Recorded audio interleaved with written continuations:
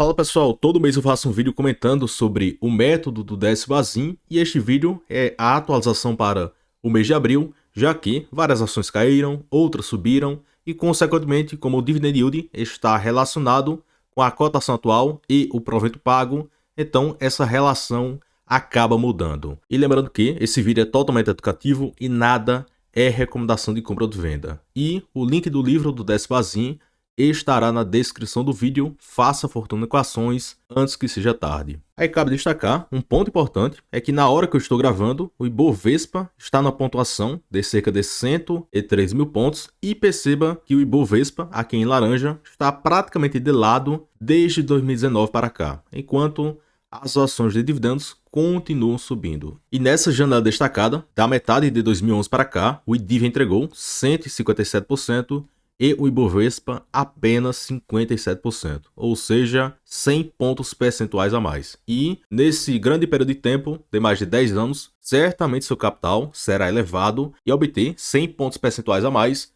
vai gerar uma diferença muito grande no seu portfólio. Ou seja, na prática, as ações de dividendos renderam acima do que a média do mercado. E também, em uma janela um pouco maior, desde dezembro de 2005, até março de 23, o IDIV entregou, após essa queda recente, 580% e o Ibovespa apenas 204%. As ações de proventos renderam quase o triplo do que a média do mercado, o que nos dá um retorno anual médio de quase 12% ao ano. Aí um ponto que chama atenção é que recentemente a Economática fez um estudo envolvendo o Dividend Yield do Ibovespa em azul, a média em tracejado em azul, o Dividend Yield do IDIV e também do IFIX da parte de fundos imobiliários. Aí perceba que o maior yield atual é do IDIV, de quase 13%, do IFIX de 11,2% e do Ibovespa de 10,1%. Mas o Ibovespa sem a Petro e sem a Vale, esse Dividend Yield cai para a faixa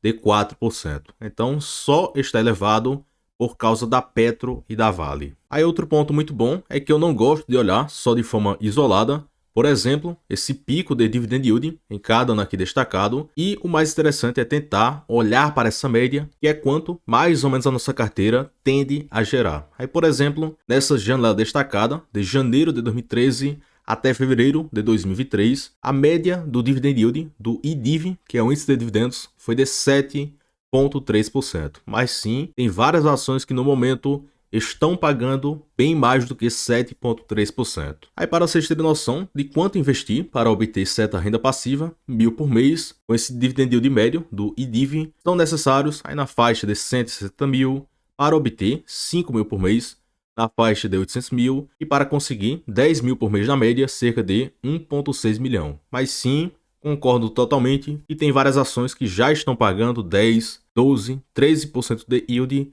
de forma sustentável e talvez até crescente ao longo do tempo. Consequentemente, o valor total necessário para obter essa renda passiva cai drasticamente e para algumas ações até pela metade desse valor. Aí um ponto importante é a composição dessa carteira do índice de dividendos, é que boa parte do pessoal que segue aqui no canal certamente possui várias ações que participam desse índice, porque quase 30% dele é composto por ações do setor da energia elétrica, a CEMIG, Copel, Engie, Taesa, entre outros nomes, 14% siderurgia e metalurgia, com Gerdau, CSN, Usiminas e Ferbasa, petróleo, com Petro, Vibra e Enalta, parte financeira, com bancões e bancos médios, parte de mineração, com quase 10%, Vale, Bradespar e CSN, mineração, e perceba que boa parte do retorno do IDIV vem justamente da parte de energia elétrica, ele representa quase 30% de peso no índice, até porque a parte de energia elétrica rendeu 18% ao ano desde dezembro de 94 até o fechamento de 2020, o que bateu em larga escala a renda fixa e também o Ibovespa. E também, em uma janela um pouco mais curta, de 20, 15, 10 e 5 anos, o IEE, o índice de energia elétrica, e o IDIV bateram o CDI, o índice de small caps e também o Ibovespa. Ou seja, historicamente aqui no Brasil, fez total sentido olhar para ações que pagam bons proventos e para ações do setor de energia elétrica. Aí por fim, tem um pequeno restante da composição do IDIV na parte de seguros, BBSE, Porto, EUIS e outros setores, construção civil, ações da Vivo, ações da B3, Unipar, Copasa, Grendene, Randon, a Irani, que recentemente entrou no índice, e também outras ações, porém com peso muito baixo. Então, certamente, boa parte da sua carteira, e também da minha, está na carteira teórica do índice de dividendos. Aí aqui, direto e reto, um resumo bem prático, como aplicar o método do Desbazinho, tentar olhar para a liquidez. Ok, isso aqui para o pequeno investidor, não tem receio nenhum. Segundo ponto, ações que pagam um dividend yield acima de 6%, aqui eu irei considerar ou a média de 3 anos ou de 5 anos. Terceiro ponto, muito subjetivo, fugir de ações com notícias negativas. E o quarto ponto, alocar o seu capital em ações com dívida equilibrada. Aí tem que olhar caso a caso para cada empresa do seu portfólio ou de ações que você segue no radar. E o quinto ponto, analisar a carteira, ou deixar de quarentena, ou se desfazer de algum ativo que deixou de pagar proventos. Aí também tem que olhar com calma para saber se isso é um efeito pontual ou não. Aí o que chama atenção é que o pessoal do Clube do Valor fez o teste da estratégia do Desbazinho e rendeu praticamente o dobro do que a média do mercado e com literalmente o mesmo risco da carteira teórica do Ibovespa. Ou seja, risco parecido e retorno quase do que o dobro do que a média do mercado. Ou seja, no Brasil e no mundo, já mostrei vários estudos que ações que pagam bons proventos rendem acima da média do mercado. Aí também, um site bem interessante é o Investor 10, porque já tem feito o dividend yield médio. É só clicar aqui na parte de mais, entra no site, Investor 10, clica na parte de mais e depois em ranking de ações. Aí vai justamente no ranking das ações com maior dividend yield. Aí clicando aqui nessa parte de filtros e colunas, eu coloquei o dividend yield médio dos últimos 5 anos. E também, perceba que tem outras colunas, o dividend yield atual, a média de 5 anos, o indicador de preço sobre lucro, o PVP e também a variação de 5 anos. Ou seja, qual foi o retorno total em 5 anos que esse ativo entregou. Aí, por exemplo, a Cine teve uma queda de 70% nos últimos 5 anos. E cuidado com esse yield, que é totalmente insustentável. Já a top 2 é a Marfrig, que já tem apresentado uma queda no seu balanço. A top 3 com yield elevado é a Petro, com 18%, a CSN Mineração com 13%, a Lave com 13%, a Bradespar com 12,9%, a Mitre com 11,5%, e cabe destacar que algumas dessas ações que eu citei fizeram um IPO há menos de 5 anos, então o site toma a média da janela destacada. Ah, se tem 3 anos de proventos, eles vão tomar a média de 3 anos. Aí aqui também temos outros nomes, a Taesa, muito conhecida, 11% de yield na média, e realmente é um ativo muito interessante porque o fluxo consistente de renda durante muito tempo, até porque praticamente desde 2006 a Taesa paga proventos com muita consistência e com dividend yield muito atrativo. E o dividend yield atual é de 17%, mas a expectativa pelo mercado é que caia para a faixa de 8% para 11%, o que já é excelente. E a média de quase 11%. E cabe destacar que estamos praticamente em abril e em maio a Taesa deve anunciar algum provento relativo ao balanço do primeiro trimestre de 2023. Então, em breve, podemos ver mais proventos da Taesa para maio, agosto, novembro e dezembro. Aí, continuando a lista, temos aqui a Enalta com 10,8% na média, a Wiz com 10,4%, mas isso aqui não vai se manter, até porque o balanço da empresa já despencou. A Taurus com 10% e deverão pagar um provento muito bom. A SEB com quase 9%, mas quase não tem liquidez.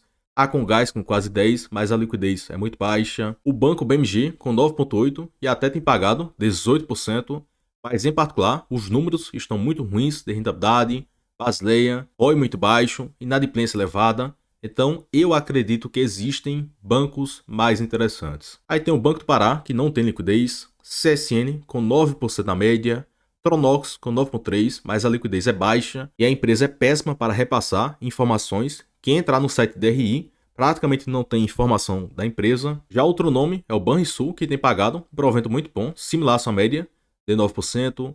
A Vale, que também ainda deve ter um ano muito positivo de balanço e de provento pago. A Unipar, que teve queda no seu lucro, mas o provento ainda deve ser atrativo, similar à sua média. A Multilaser, com quase 9%, mas o histórico é muito curto. A Brasil Agro, que já teve queda no seu balanço. Então cautela com esses 21%, que talvez não se mantenha. A Copel, eu não acho que vai continuar com 12% de forma sustentável, olhando o balanço recorrente. Então também bom senso.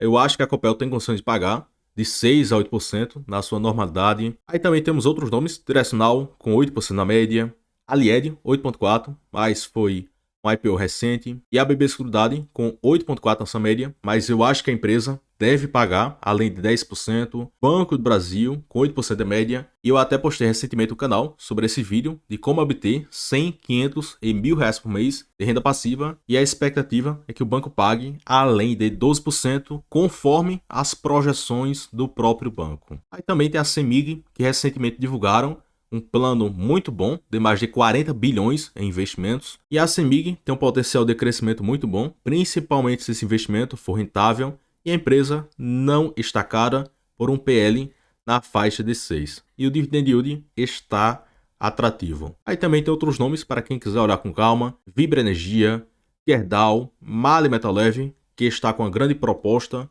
com a Datacom para o final de abril, que supera os 12% de yield.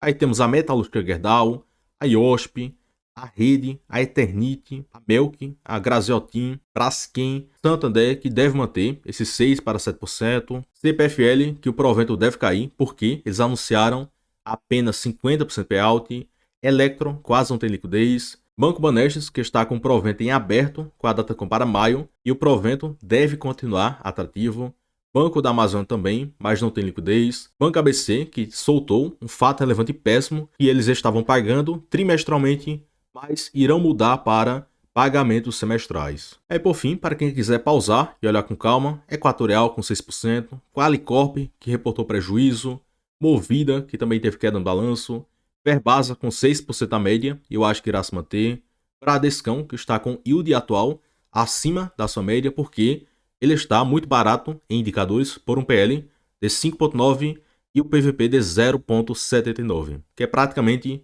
uns 40 para 50% de desconto em relação ao seu histórico. Até porque aqui no site Investidor 10 percebo o PVP médio na faixa de 1,5, que o mercado já pagou pelo banco, e o atual é de 0,8. Então realmente um desconto muito grande que raramente o banco ficou cotado neste patamar. Aí por fim, outros nomes: Sanepar com 5% de yield na média, e eu acho que vai pagar além disso, Randon, Caixa de Seguridade, que tem muito vídeo aqui no canal, que deverão pagar além de 9 para 10%, e outros nomes: Vivo, Raizen, Usiminas, Irani, JBS, Klabin, Kepler Weber, Neoenergia, Light, Trisul, mas o dividend yield não está tão elevado assim. Então tem muitos nomes aqui de ações que pagam um dividend yield atrativo, e isso aqui é a coluna relativa ao dividend yield médio que elas já pagaram. E, em geral, empresa boa tende a continuar sendo boa,